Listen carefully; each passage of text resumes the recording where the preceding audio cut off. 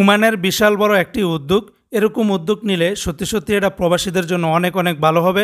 আশা করি বাংলাদেশেও একসময় চালু হবে এবং পাশাপাশি অন্যান্য দেশে ইতিমধ্যে তারা চালু করতে যাচ্ছে।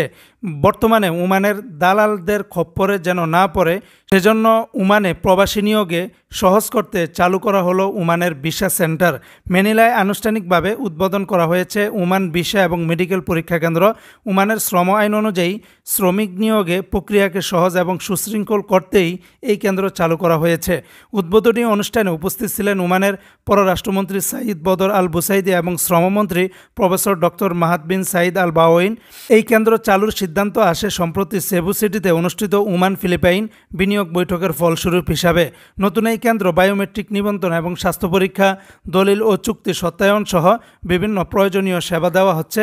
এতে নিয়োগ প্রক্রিয়ার স্বচ্ছতা বাড়বে, কর্মী ও বিনিয়োগকারীদের অধিকার সুরক্ষিত থাকবে এবং দালালদের দৌরাত্ম্য এবং নির্ভরতা অনেকটাই কমাতে এই অফিস চালু করা হয়েছে।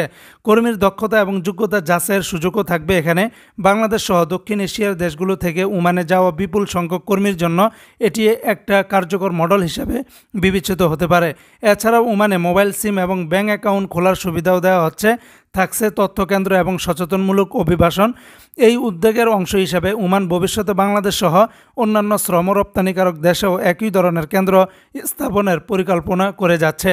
আশা করি এর দ্বারা আমাদের প্রবাসীরা যারা আসবে ভবিষ্যতে ওমানে তাদের জন্য অনেক অনেক উপকার হবে।